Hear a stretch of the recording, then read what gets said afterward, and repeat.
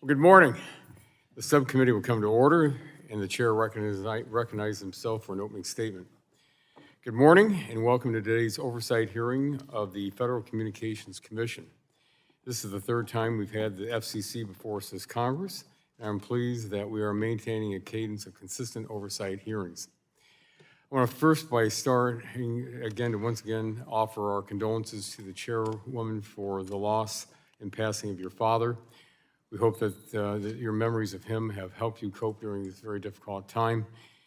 And although we can disagree on policy, we can come together to share each other's grief. So on behalf of the committee, once again, we're very sorry about his passing. The last time the FCC was before us, we discussed its role in President Biden's broadband takeover and its overregulation of the communications industry. Unfortunately, the agency has continued down this path. Earlier this year, the FCC voted to reclassify broadband as a common carrier under Title II of the Communications Act under the guise of net neutrality. This action expands the FCC's authority over broadband, allowing the agency to impose burdensome regulations that will make it harder for providers to deploy broadband.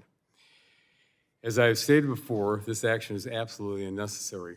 In 2017, after the FCC reversed the Obama FCC's reclassification of broadband, the Democrats told the world that we would get the internet one word at a time and that the internet as we knew it would end.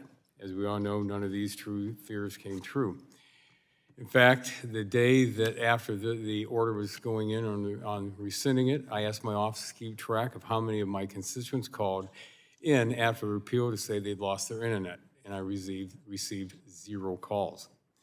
Instead, broadband networks thrive because of increased investment by private companies that has led to higher speeds and lower prices.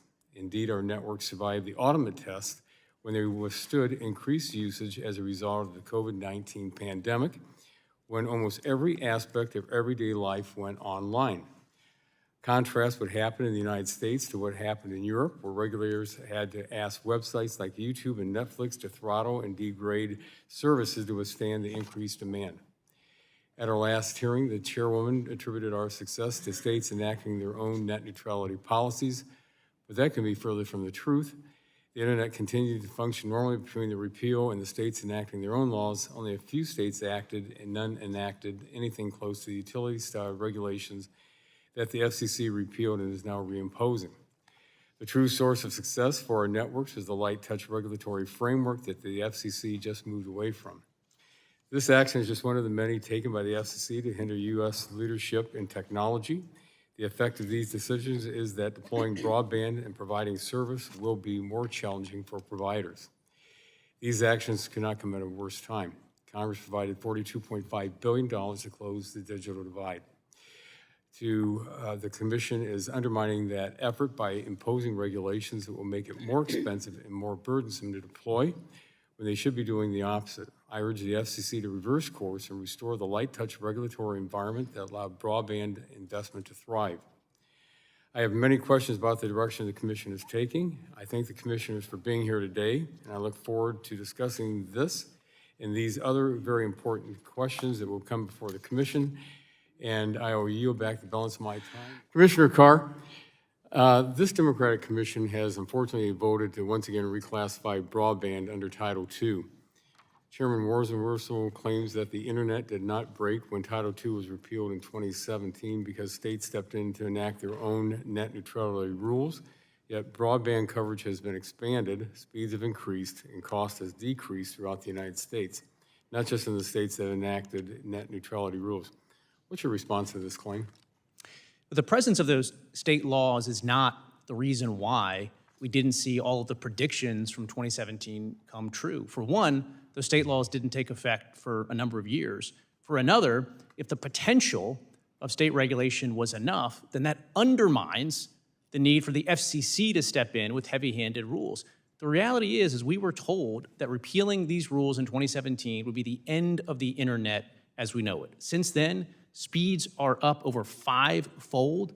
Prices are down in real terms. Millions of Americans were brought across the digital divide, and COVID was the ultimate stress test. With our right regulatory framework, our networks performed, whereas those in Europe, which had heavier-handed utility-style regulation, saw speed slowdowns quite dramatically. In fact, their regulators asked Netflix and YouTube to degrade the quality of the streams to prevent the continent's networks from breaking. So this was ultimately a solution in search of a problem that didn't exist.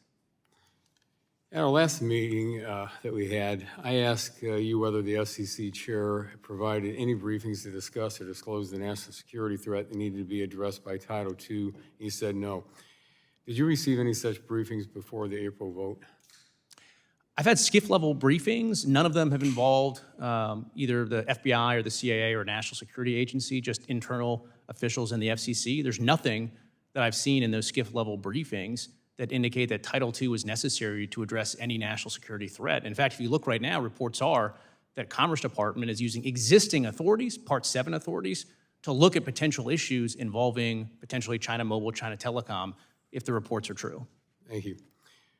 Let me continue. While the FCC is expanding its authority and imposing heavy-handed regulations on the broadband industry, other federal agencies are about to provide tens of billions of dollars to connect all Americans. How will the reclassification of broadband as Title II service and the FCC's digital discrimination rules affect the success of these other federal programs and our efforts to close the digital divide? This regulatory onslaught from Washington is simply increasing the costs artificially of America's broadband builders that are trying to bridge the digital divide. It is a headwind, not a tailwind. How do we know this? At the very last second in our digital equity proceeding, the Biden administration secured an exemption for its own signature $42 billion BEAD program, which I take as evidence that those heavy-handed regulations are going to make it harder for broadband initiatives to succeed. Well, is this the right time to impose these regulations? I'm sorry. Is this the right time to impose these regulations? Right now, broadband builders are seeing a massive spike in their costs, everything from supply chain issues to just purchasing pickup trucks to do the actual building. And so right now, we need to be focused on eliminating artificial costs. That means streamlining permitting, which we're not doing. That means pushing more spectrum out there that we're not doing. But this regulatory onslaught from Washington is only just further increasing costs in an already inflationary environment. So we are a headwind right now to these efforts. Well, Commissioner Symington, do you agree with that? Yes. Thank you. I'm part of a bipartisan, bicameral Universal Service Fund working group that is looking to reform the USF so that its programs and funding reflect our country's needs moving forward. Commissioner Carr, what reforms do you think Congress needs to make to the USF and to the programs it supports? Well, thanks, Chairman, for your leadership on this. You know, when it comes to universal service, I'm reminded of an old saying from President Reagan that the government oftentimes is like an infant, an insatiable appetite on one end and no sense of responsibility on the other. Right now, the FCC continues to expand our USF initiative in an unlawful way, in my view, including a vote later this month to fund hotspots from schools and libraries. So the first thing we need to do is stick with the statutory terms and not expand the Universal Service Program right now without taking on any responsibility for the fact that the cost of this is being borne by the monthly bills of Americans, and that cost keeps going up and up. And so I want to commend you for your work. Again, the FCC should stop expanding it, and we should take a hard look at how we can put this program on firmer, sounder financial footing. Well, thank you. My time's expired, and I yield back, and the chair recognizes the ranking member of the subcommittee, the gentlelady from California, for 5 minutes for questions.